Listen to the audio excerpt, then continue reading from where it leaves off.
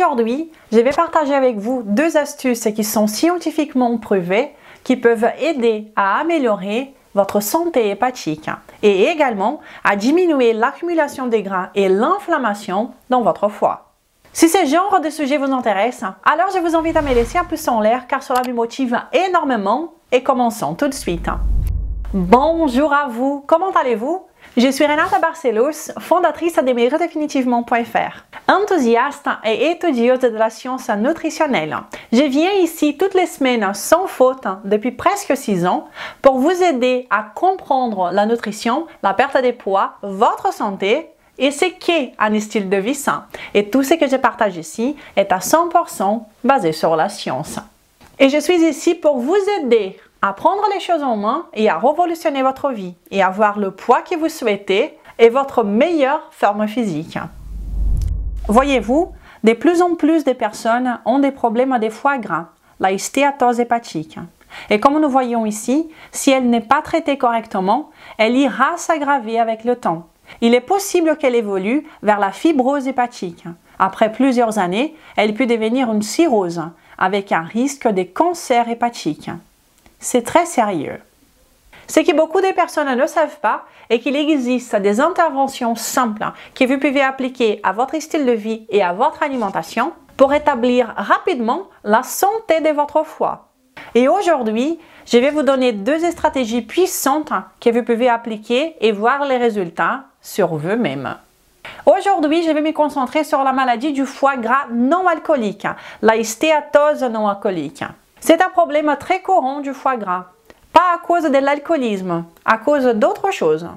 En fait, il est fortement associé au syndrome métabolique, à des problèmes tels que le diabète, l'hypertension, les problèmes cardiaques, Alzheimer, etc. Et si vous laissez votre problème des foie gras suivre son cours, cela peut évoluer vers des cas plus sévères, comme vous pouvez voir ici. La prochaine étape de la stéatose, la graisse dans le foie, serait la stéatopathie, lorsque le foie est plus enflammé. Cela peut devenir une cirrhose et finalement, le dernier stade peut devenir un cancer, un carcinome hépatocellulaire. Donc, nous ne pouvons tout simplement pas laisser ces problèmes continuer de se développer, n'est-ce pas? Et le problème, c'est que si vous cherchez les solutions pour les foie gras autour de vous, et cela dans l'espoir d'améliorer votre état de santé, eh bien, vous trouverez des causes très génériques qui ne vous apprennent pas grand-chose sur ces problèmes.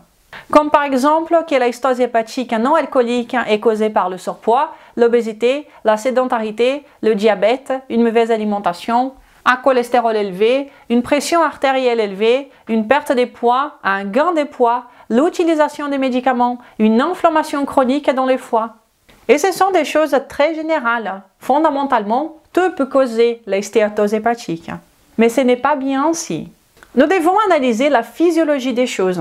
Nous devons essayer de trouver les principaux coupables de ces problèmes de santé, car c'est la seule façon pour nous de solutionner ces problèmes pour de vrai.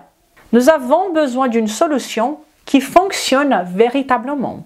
Donc, voyez ce qui suit. Il y a 2 choses qui, si elles ne sont pas traitées et corrigées, peuvent conduire à une accumulation des graisses dans votre foie et éventuellement à l'aggravation de la situation.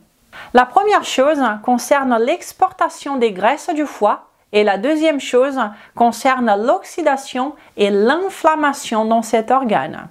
Premièrement, voyons l'exportation des graisses du foie. Qu'est-ce que c'est? Fondamentalement, votre foie exporte de la graisse dans le cœur sous la forme de VLDL. Vous vous rappelez HDL, LDL, etc. Le VLDL est la forme que le foie prend pour obtenir de la graisse en lui, ou qu'il la fabrique, et l'exporte vers la circulation sanguine. C'est une chose normale à se produire. Mais si le foie a du mal dans ces processus d'exportation des graisses, s'il a du mal à se débarrasser de ces gras, à l'exporter à l'extérieur de lui, qu'est-ce qui se passe? Eh bien, il va commencer tout logiquement à y stocker cette graisse en lui-même. Et ce processus est compliqué. Comme vous pouvez voir sur cette illustration ici. Mais essentiellement, nous voyons ici que le foie crée essentiellement un paquet de graisses, des cholestérols, etc. Et ce paquet est appelé VLDL. Ces paquets ira alors migrer votre circulation sanguine et le corps va alors libérer la charge de ces paquets dans vos tissus, etc. De sorte qu'il devient le LDL qui sera éventuellement recyclé et renvoyé au foie. Ce processus est absolument normal et incroyable. Et il fonctionne très bien quand on le laisse faire, quand il n'y a rien qui entrave, quand notre alimentation et notre style de vie ne sont pas en train d'entraver ces processus normaux. Et donc, quand on bloque ces processus d'exportation des graisses de notre foie, il finit par commencer à accumuler ces graisses. Et cela, bien évidemment, nous fait avoir des problèmes, comme nous verrons d'ici peu. Mais avant cela, allons voir comment cela fonctionne. J'ai dit que le foie prend la graisse et l'exporte sous forme de VLDL. En fait, vous pouvez voir ici à l'écran que ces VLDL est formé de plusieurs choses, comme on peut imaginer. On voit du cholestérol, du triglycérol, des phospholipides aussi, plusieurs choses qui composent ces VLDL, ces paquets. En fait, maintenant un point intéressant est qu'un régime alimentaire, lorsqu'il est déficient en protéines de qualité ou principalement en choline, ce qui se passe est que cela peut entraver considérablement la capacité de votre foie à exporter du gras dans votre circulation sanguine. Et ceci parce que ces phospholipides sont des ingrédients essentiels du VLDL. Eh bien, ils ont besoin de choline pour être fabriqués. Donc, imaginez que vous êtes un livreur et que vous devez livrer des colis, mais que vous n'avez pas tout ce qu'il vous faut pour livrer les colis. Alors, vous ne pouvez pas envoyer la marchandise. Et vous commencez à accumuler alors cette marchandise sans pouvoir les livrer. Donc, d'une manière un peu analogue, c'est exactement ce qui se passe dans votre cœur, dans votre foie, quand ces processus d'exportation ne fonctionnent pas comme il le faut. Et donc, en revenant ici dans notre image du VLDL, les phospholipides, voyez ces bulles que vous voyez ici, ce sont des phospholipides qui ont besoin des choline, comme nous pouvons les voir dans cette prochaine illustration ici. Vous pouvez voir que la tête ici du phospholipide est faite de choline et d'autres ingrédients aussi. Mais encore une fois, si vous avez un régime alimentaire qui est déficient en choline ou en méthionine, parce qu'en absence de choline, le corps peut transformer la méthionine en choline. Si vous n'ingérez pas des protéines de qualité, de la choline, de la méthionine, cela peut entraîner un problème d'exportation des graisses dans les foies et les problèmes commencent alors à se produire. Et cela est bien connu dans la littérature et je vais vous montrer un exemple. Voici une étude qui a été faite sur des rongeurs. Car certains types d'études, n'est-ce pas, ne sont pas très éthiques, disons, à faire sur des êtres humains. Donc, ce qu'ils ont fait avec ces pauvres rongeurs, ils ont fait suivre un régime alimentaire qui était très déficient. Ils disent que ces régimes donnés aux rats n'avaient aucune méthionine et choline, et ceci pour induire la stéatose hépatique chez ces rongeurs. Ils continuent. Toutes les diètes qui étaient déficientes en choline et en méthionine ont causé un degré identique de stéatose hépatique chez les rongeurs. Et c'est-à-dire qu'un régime alimentaire qui est déficient en choline ou en méthionine est connu pour induire la stéatose hépatique. Et c'est-à-dire une accumulation des gras, des graisses dans le foie. Et donc, mon premier conseil ici est le suivant. C'est de vous assurer que vous avez ces ingrédients dans votre régime alimentaire pour permettre l'exportation des graisses du foie normalement, et c'est-à-dire un régime riche en protéines et aussi en choline. Et d'ailleurs, une bonne ingestion des protéines aide votre foie à faire son travail de désintoxication. Intéressant, n'est-ce pas? Et en termes de quantité d'ingestion des protéines, comme vous pouvez voir dans cette vidéo, je recommande au minimum 1,4 g de protéines par poids de kilo idéal jusqu'à 2 g de protéines par poids de kilo idéal aussi. Et si vous avez des doutes de comment calculer cela, je vais vous laisser une vidéo ici dans la description pour que vous voyez après celle-ci, où j'enseigne comment vous savez exactement la quantité, et cela selon votre poids. Et oui, les quantités de protéines que vous consommez, c'est important, cela compte. Tout comme la qualité des protéines que vous décidez de consommer. Les protéines d'origine animale sont évidemment les meilleures sources de protéines pour nous. Alors, je vous suggère de viser votre consommation sur des vraies protéines, sur les protéines d'origine animale. Et vous gagnez 2 fois parce que les protéines d'origine animale ont tous les acides aminés dont vous avez besoin. La méthionine et tout le reste. Et aussi, une grande partie d'entre elles possèdent aussi de la choline. Et la principale source des choline dans le régime humain, c'est essentiellement les œufs, car les œufs sont très riches en choline, mais aussi les organes, les poulets, les poissons, la viande rouge, et aussi dans certains aliments d'origine végétale, comme les pommes de terre rouges, certains champignons, etc. Donc, c'est la première partie de l'exportation de la graisse du foie. Mais avant de continuer, si vous êtes en train d'apprécier cette vidéo, je vous invite à vous abonner sur cette chaîne maintenant et à bien cliquer sur la petite cloche pour que vous soyez prévenus à chaque fois qu'une nouvelle vidéo est disponible ici. Je vous invite également à télécharger le guide gratuit du débutant pour maigrir définitivement et à me suivre sur Instagram. Et la deuxième chose que vous devez corriger pour améliorer la santé de votre foie a à voir avec l'oxydation et l'inflammation, qui sont des choses terribles pour n'importe quel organe. Et pour le foie, c'est aussi un grand problème. Notez bien que le type de graisse que votre foie stocke va dicter la facilité avec laquelle il s'oxyde et aussi s'enflamme. Notamment les graisses polyinsaturées, les huiles végétales, l'huile de colza, les margarines, l'huile de maïs, des tournesols, etc. Ces huiles polyinsaturées en général sont celles qui s'oxydent le plus facilement. Et l'oxydation entraîne l'inflammation, qui est la chose qui mène à l'évolution de la maladie hépatique. Et voici ce qu'ils ont dit encore sur la même étude. La composition des acides gras, et c'est-à-dire de la graisse, des lipides hépatiques, la composition de la graisse stockée dans le foie reflétait la composition de la graisse du régime alimentaire. Donc essentiellement, votre foie va stocker le type de graisse que vous consommez.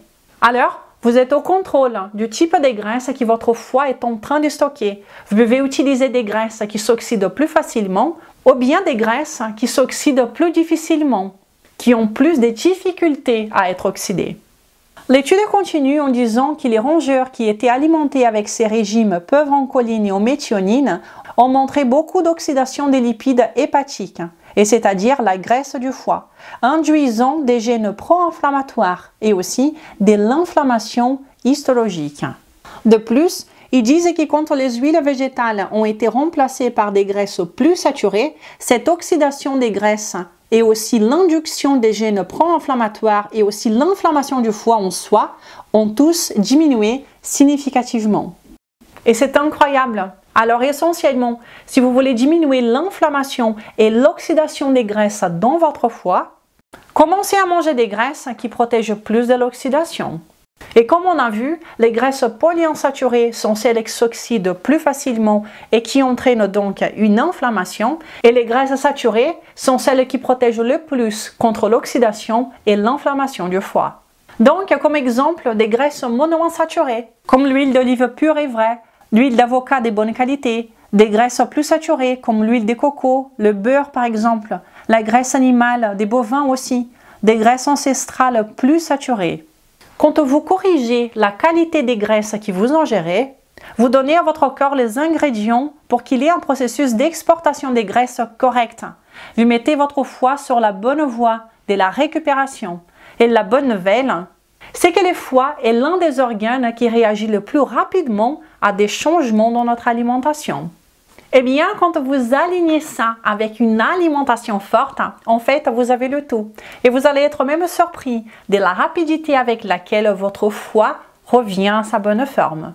D'ailleurs, je vais vous laisser ici dans la description une vidéo où je parle des meilleurs et aussi des pires graisses pour utiliser pour cuisiner. Et si vous voulez apprendre davantage comment faire une alimentation forte qui est à la base de tout ici, je vais aussi vous laisser une vidéo pour que vous puissiez regarder par la suite. Je sais qu'il y a beaucoup de vidéos à regarder après, mais vous avez tout à gagner. Alors venez avec moi maintenant pour voir le cas de succès de cette semaine. J'ai réussi à maigrir 19 cm de taille, 22 cm des hanches et 10 cm des cuisses. J'ai ressenti beaucoup de douleurs aux genoux et j'ai cherché une méthode où je n'avais pas besoin de faire des exercices car je ne pouvais pas marcher. Aujourd'hui, je n'ai plus de douleurs et j'ai beaucoup d'énergie. J'ai 59 ans et je suis heureuse d'être enfin proche du poids que depuis longtemps je ne pouvais pas atteindre. Merci beaucoup! Un grand bravo à vous pour ces super résultats. Je suis extrêmement contente de lire votre témoignage. Et cela est possible en suivant la science, en nous alimentant de la façon de laquelle nous sommes supposés nous alimenter, de façon physiologiquement en accord avec nous, sans nous arracher les cheveux, sans nous affamer, sans compter les calories. Oui, il est possible de perdre du poids paisiblement, de façon agréable, naturelle et surtout intelligente. Si vous voulez mon aide pour perdre du poids, alors sachez qu'il y a déjà plus de 320 vidéos gratuites disponibles ici maintenant sur cette chaîne. Mais si vous ressentez le besoin d'être plus épaulé, dans ces cas, je vous invite à venir connaître mon programme de perte de poids qui s'appelle Code Maigrir Définitivement. Ce programme de perte de poids est divisé en 3 phases. Il est entièrement basé sur la science. Et il va vous donner sans doute les meilleurs résultats de perte de poids que vous n'avez jamais eu. Si vous pensez que le code peut vous convenir, alors j'aurai l'honneur de vous accueillir parmi nous dans les groupes privés pour les participants. Un endroit incroyable où vous trouverez de la motivation, des idées de repas, des recettes, ainsi que des vidéos en direct avec moi tous les mois. Alors, est-ce que vous connaissez quelqu'un qui a de la stéatose hépatique? Vous êtes très nombreux à me poser des questions ici sur ces sujets et j'espère donc que cette vidéo vous aide à voir plus clair sur ce sujet. Si vous trouvez qu'elle a été utile, eh bien, n'hésitez pas à la partager amplement, à me laisser un pouce en l'air, à me laisser un commentaire. Et si vous voulez aller au-delà, à soutenir cette chaîne si vous le pouvez. Je vous remercie énormément, car toutes ces actions m'aident énormément avec ce travail que j'ai fait ici. Je vous souhaite une belle journée, un incroyable week-end et nous nous verrons la semaine prochaine. Ciao!